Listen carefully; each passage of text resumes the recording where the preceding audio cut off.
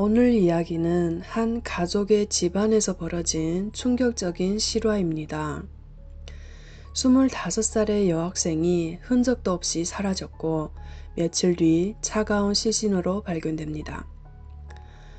하지만 더 충격적인 건 그녀를 죽인 범인이 매일 같은 식탁에서 밥을 먹던 가족이었다는 사실입니다.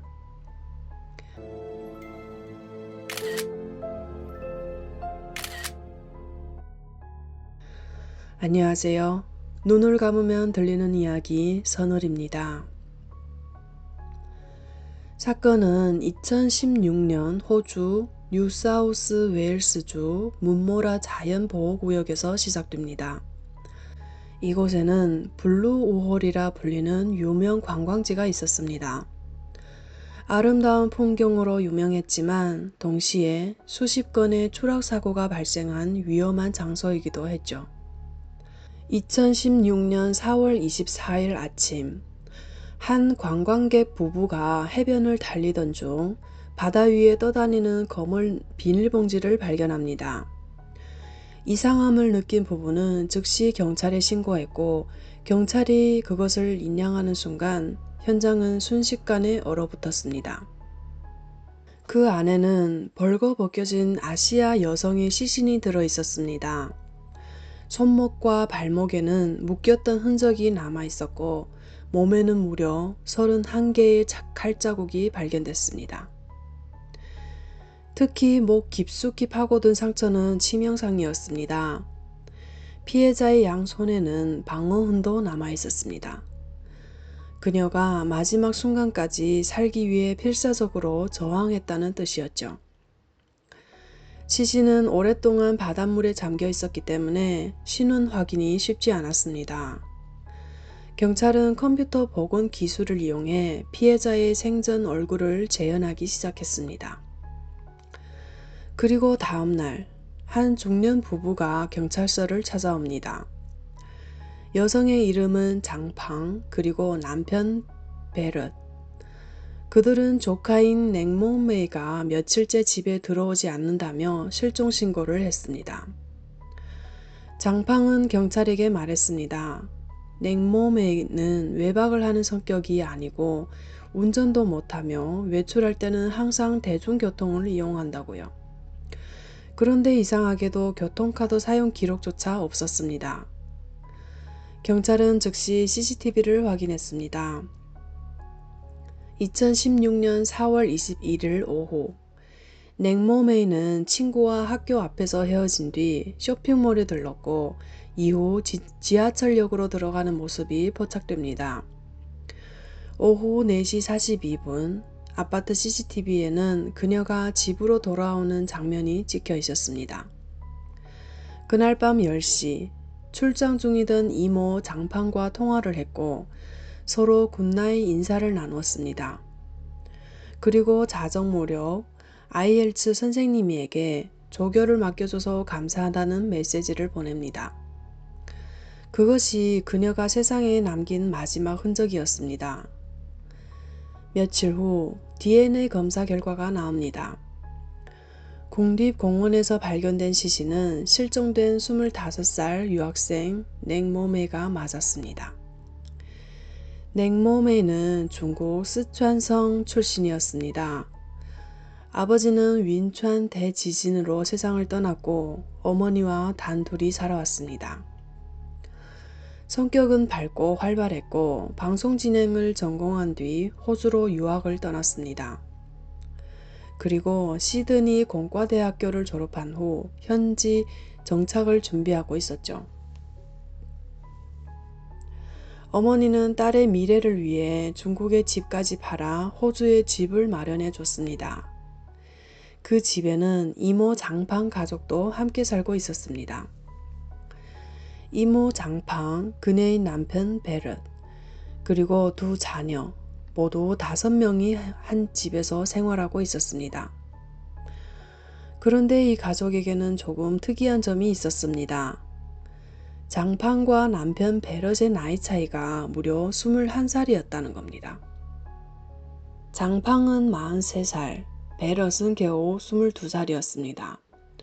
원래 IT 업계에서 일하던 베럿은 결혼 후 회사를 그만두고 전업주부처럼 집에 머물렀습니다. 그리고 사건이 벌어진 날 2016년 4월 21일 사촌 남동생은 비자 때문에 중국에 가 있었던 상황이고 사촌 여동생도 친구들이랑 파티가 있어 외출 중이었고 이모도 출장 중이었습니다. 즉 집에는 냉모매와 베럿 단 둘만 남아 있었던 겁니다.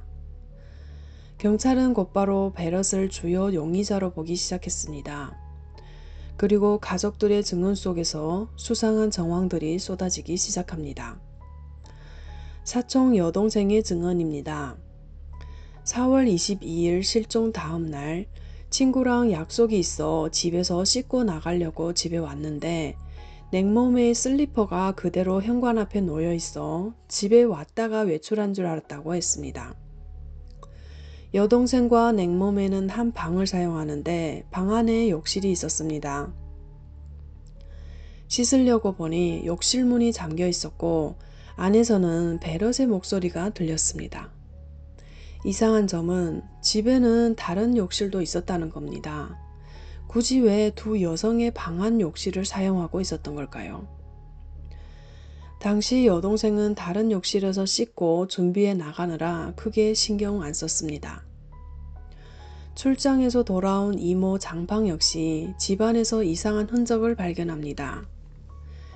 냉모매의 침대 시트는 세탁되어 있었고 세제는 거의 비어 있었으며 수건과 검은 테이프 그리고 큰 여행 가방 하나가 사라져 있었습니다. 경찰은 CCTV 동선을 추적했고 결정적인 장면을 발견합니다. 4월 24일 새벽 베럿의 흰색 차량이 국립공원 방향으로 이동하는 모습이 포착된 겁니다. 그의 휴대전화 역시 그 시간대에 국립공원 통신탑과 연결되어 있었습니다. 하지만 아직은 간접 증거뿐 베럿은 끝까지 자신의 혐의를 부인했습니다. 결국 경찰은 수색 영장을 발부받고 그의 휴대전화를 정밀 분석합니다. 그리고 그 안에서 충격적인 진실이 드러납니다. 삭제된 사진 파일 복구 결과 베럿은 시신 유기 장소의 사진을 직접 촬영해 두고 있었습니다. 그리고 더 끔찍한 건 따로 있었습니다. 휴대전화 안에는 가족 여성들을 몰래 촬영한 영상들이 대량으로 저장되어 있었던 겁니다. 그 대상에는 의붓딸도 포함되어 있었습니다. 욕실에 휴대폰을 숨겨놓고 샤워 장면을 몰래 촬영했고 심지어 의붓딸이 잠든 방에 몰래 들어가 변태적인 행동을 하는 영상까지 발견됩니다. 그리고 2016년 1월 이번엔 냉모매를 몰래 촬영한 영상이 발견됩니다. 욕실에 숨겨둔 휴대폰에는 그녀가 샤워하고 옷을 갈아입는 장면이 30분 넘게 녹화돼 있었습니다. 경찰은 확신했습니다. 베럿은 오랫동안 냉모매를 성적으로 집착하고 있었고 결국 그 집착은 살인으로 이어졌습니다. 2016년 4월 29일 경찰은 결국 베럿을 공식 체포했습니다. 그리고 2달 뒤 시드니 지방법원에서 사건 재판이 시작됩니다. 법정에서 검찰은 베럿의 휴대전화에서 복구한 사진과 영상을 공개했습니다. 그 안에는 냉모매가 결박된 상태로 촬영된 수십 장의 사진이 포함되어 있었습니다. 사진 속 냉모매는 손발이 묶여 있었고 일부 사진에서는 얼굴까지 드러나 있었습니다. 무엇보다도 그녀의 표정은 극도의 공포에 질려 있었습니다. 이 증거 앞에서 베럿은 결국 자신이 냉모매를 감금한 사실을 일부만 인정했습니다. 하지만 곧바로 이런 주장을 내세웠습니다. 사건 당시 대량의 금지 약물을 복용해 정신이 불안정했고 무슨 일을 했는지 기억나지 않는다는 것이었습니다. 하지만 검찰은 그의 주장을 곧바로 반박했습니다. 시신을 유기하러 가던 도중 베럿은 주유소에 들러 음료수를 구매했습니다. 그리고 그 장면은 CCTV에 선명하게 남아 있었습니다. 영상 속 베럿은 매우 침착했고 행동도 자연스러웠습니다. 정신을 잃은 사람처럼 보이지 않았습니다. 게다가 시신 유기 과정 역시 너무나 계획적이었습니다. 현장을 정리하고 증거를 치우고 차량을 이동시키는 과정까지 모든 행동이 체계적이었습니다. 검찰은 확신했습니다. 베럿은 가명을 위해 거짓말을 하고 있다고요. 하지만 끝내 그는 사건의 자세한 과정에 대해서는 입을 열지 않았습니다.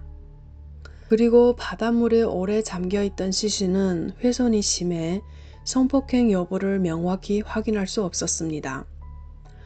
결국 성범죄 혐의 일부는 완전히 인정되지 못했습니다. 2017년 12월 베럿은 살인과 감금 등 여러 혐의로 46년형을 선고받았습니다. 그리고 34년 6개월 동안 가석방은 허용되지 않았습니다. 당시 사람들은 이것이 사건이 마지막이라고 생각했습니다. 하지만 사건 발생 3년 뒤 충격적인 새로운 증거가 나타납니다. 2019년 11월 시드니의 한 여성이 알츠하이머를 앓고 있는 어머니 집을 방문했을 때 정체불명의 USB 하나를 발견하게 됩니다. 어머니는 어디서 주워왔는지 기억하지 못했습니다. 호기심이 생긴 여성은 USB를 컴퓨터에 연결했고 그 순간 그녀는 믿을 수 없는 영상을 보게 됩니다. USB 안에는 9개의 영상과 13장의 사진이 들어 있었습니다. 그 안에는 베럿이 냉모매를 성폭행하고 살해하는 장면이 고스란히 담겨 있었습니다. 범행의 시작부터 끝까지 모든 과정이 기록되어 있었던 겁니다. 새로운 증거가 등장하자 사건은 다시 세상의 주목을 받기 시작했습니다. 2021년 3월 뉴사우스웨일스 법원은 다시 한번 재판을 열었습니다. 법정에서 냉모매의 어머니 장메이는 눈물을 흘리며 판사에게 호소했습니다. 새로운 증거가 나온 만큼 그를 다시 제대로 처벌해 달라고요. 법정은 침묵에 잠겼고 판사는 말했습니다. 만약 그 당시 이 영상이 있었다면 베럿은 종신형을 선고받았을 가능성이 높다고요. 하지만 문제는 호주의 법 체계였습니다. 호주에는 동일한 범죄로 2번 처벌할 수 없다는 법 원칙이 존재했습니다. 결국 법원은 추가 형량만 더할 수 있었습니다. 베럿의 형량은 46년에서 48년으로 늘어났고 가석방 불가 기간 역시 36년 6개월로 연장되었습니다. 하지만 많은 사람들은 그 판결이 너무 가볍다고 느꼈습니다. 돌이켜보면 베럿은 겉으로는 조용하고 온화한 사람이었습니다. 하지만 그 이면에서는 가족 여성들을 몰래 촬영했고 의붓 딸까지 범행 대상으로 삼았습니다. 그리고 결국 같은 집에 살던 조카를 잔인하게 살해했습니다. 가장 안전해야 할 공간인 집안에서 가장 믿어야 할 가족에게 냉모매는 아무 잘못도 없이 살해당했고 그녀의 시간은 영원히 25살에서 멈춰버렸습니다. 부디 이제는 두려움 없는 곳에서 편안하기를 바랍니다. 오늘 이야기는 여기까지입니다. 다음 목요일 밤에도 또 다른 실제 사건으로 찾아오겠습니다. 조용한 밤 끝까지 함께 해주셔서 감사합니다.